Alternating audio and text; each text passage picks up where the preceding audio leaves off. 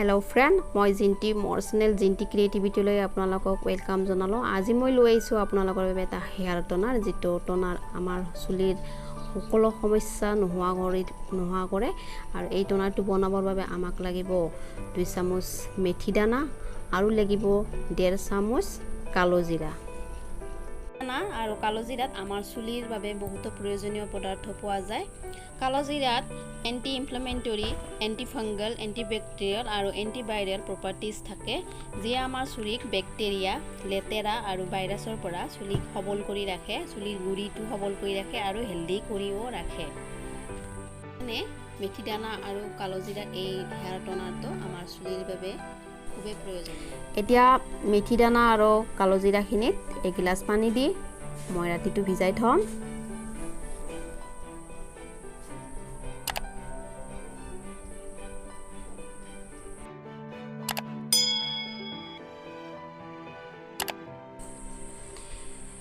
এয়া গোটেই ৰাতি মই মেথি দানা আৰু কালো জিৰাখিনি ভিজাই থৈছিল সুন্দৰভাৱে ফুলি উঠিছে কালো জিৰা আৰু মেথিখিনি আৰু পানীখিনিৰো কালাৰটো হলনি হৈছে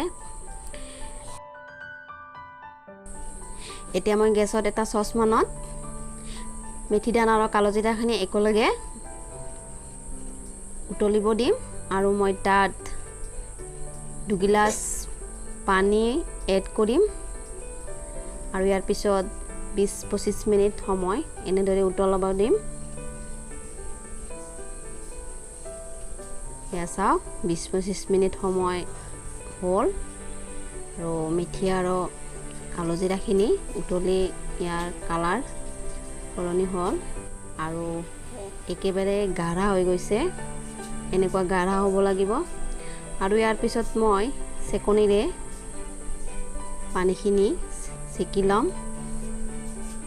এনেদৰে সেকিলাম এয়া চাওক পানীখিনি কিমান গাঢ়া হৈছে আৰু আমি মেথি দানা আৰু কালো জিৰাখিনিও পেলাই দিব নালাগে এইখিনিও আমি মিক্সিত পিছলৈ এটা হেয়াৰ মাস্ক হিচাপে ব্যৱহাৰ কৰিব পাৰো এয়া চাওক হেয়াৰ টনাৰখিনি ৰেডি হল আৰু এতিয়া এই টনাৰখিনি এটা হেয়াৰ স্প্ৰে বটলত ভৰাই লম এয়া মই হেয়াৰ স্প্ৰে বটলত টনাৰখিনি ভৰাই ললো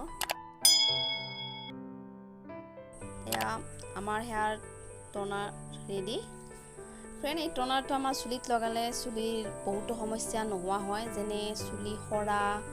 চুলিত উফি হোৱা চুলি পকা এইবোৰ সমস্যা নোহোৱা হয় এটা মেডিকেল ৰিচাৰ্চত পোৱা গৈছে মেথি দানাত বহুত পৰিমাণে প্ৰটিন পোৱা যায়